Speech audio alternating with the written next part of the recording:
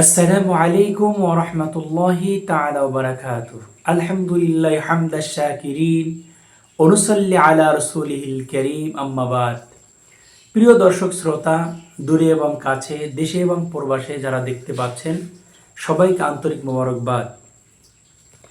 আল্লাহ রব্বুল আলামিনের দরবারে শুকরিয়া যে রব্বুল আলামিন আমাদেরকে বিশ্বনবী রাসূল করিম সাল্লাল্লাহু আলাইহি সাল্লাতু ওয়াস সালামের উম্মত হিসেবে আল্লাহ কবুল ও মঞ্জুর করেছেন, আলহামদুলিল্লাহ। সাহাবায়ে কেরাম রিদওয়ানুল্লাহি তাআলা আলাইহিম আজমাইন, তারা তাদের জীবনের চাইতে বিশ্বনবী মুহাম্মদ রাসূলুল্লাহ সাল্লাল্লাহু আলাইহি সাল্লাতু ওয়াস সালামকে বেশি মহব্বত করতেন।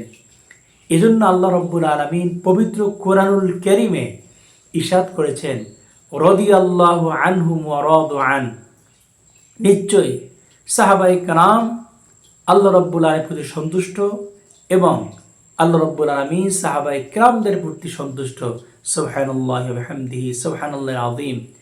আল্লাহর হাবিব সাল্লাল্লাহু আলাইহি সাল্লাতু ওয়াস সালাম হাদিসে উল্লেখ করেছেন, আসহাবি কান নুজুম বিআইয়ি ইক্তিদাইতুম ওয়া ইহতিদাইতুম। আমার সাহাবায়ে কেরাম এক একজন আকাশের নক্ষত্র সমতুল্য, যে কোনো একজনের অনুসরণ করলে সে ব্যক্তি হিদায়াত পেয়ে যাবে, আল্লাহ রাব্বুল আলামিনের পথে চলে আসবে। সুবহানাল্লাহি ওয়া বিহামদিহি।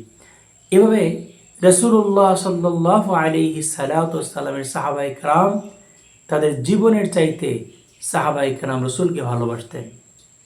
হাদিসে পাকের মধ্যে লেখা আছে, আল্লাহর হাবিব সাল্লাল্লাহু আলাইহি সাল্লাম যখন ইসলামের প্রথম ফাইট তথা ইসলামের প্রথম যুদ্ধ বদরের যুদ্ধে সাহাবায়ে কেরামদেরকে আহ্বান করেছিলেন, তখন সাহাবায়ে কেরাম বলেছেন, ইয়া রাসূলুল্লাহ, ইয়া হাবিবাল্লাহ,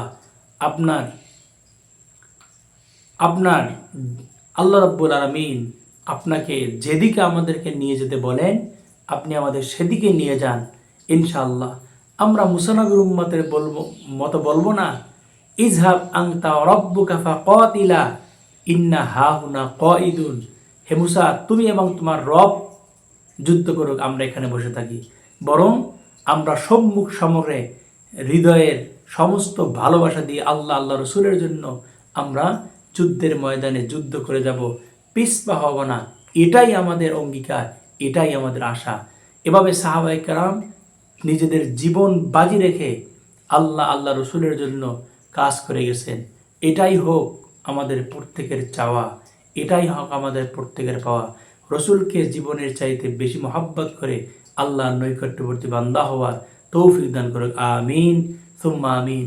ওয়া আখিরু আলহামদুলিল্লাহি রাব্বিল আলামিন। আসসালামু আলাইকুম ওয়া রাহমাতুল্লাহি তাআলা ওয়া বারাকাতুহু।